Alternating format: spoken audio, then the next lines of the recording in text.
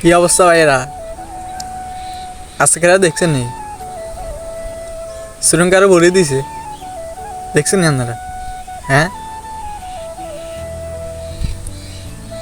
বাংলাদেশ আজকে 12 বোলিং করলো, কিন্তু হতাশ তাদের ব্যাটিং দেখছে।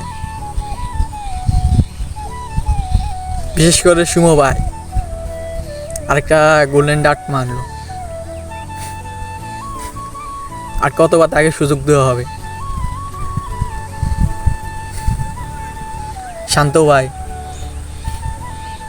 কুতুম বরকেরও তারপর out, Tanzid Tamim out, top order পুরো ফের। তারপর তৈদি রয় রিতন দাস 12 একটা জুটি করলো।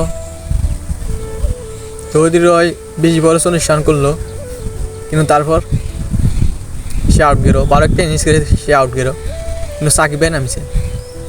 আমি যেখানে সিঙ্গের এবং ডাবল বাউন্ডারির উপর নির্ভর করবে কেমনি রান রেট বাড়ানো যায়, সেখানে সাকিব ভাই ডট খেলে টেস্ট খেলে তো আইছে। বোলিং করতে আসবে সাকিব ভাই 3 ওভারে 30 রান। এটা তো আমরা তার কাছে আশা করি না।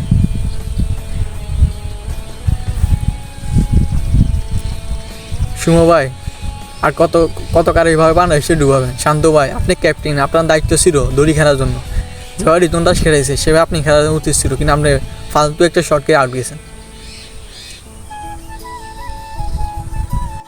তো মাহমুদুল্লাহ বাড়ির কারণে আজকে আমরা জিততে পারছি, এটাই অনেক।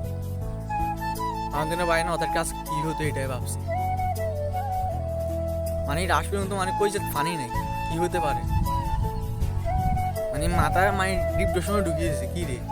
হাজার হাজার দর্শক কান্দে দিছে স্টেডিয়ামের খেলার টিভিতে দেখছি। এক দর্শক মানে যাওয়ার পরে সে কান্দে দিছে, কেমনটা লাগে যে একটা মানুষ কান কত কষ্টের উপর জয়টা বের। তাও আজকে বাংলাদেশ 12 খেলেছে, অভিনন্দন বাংলাদেশ ক্রিকেট টিমকে আমার পক্ষ থেকে।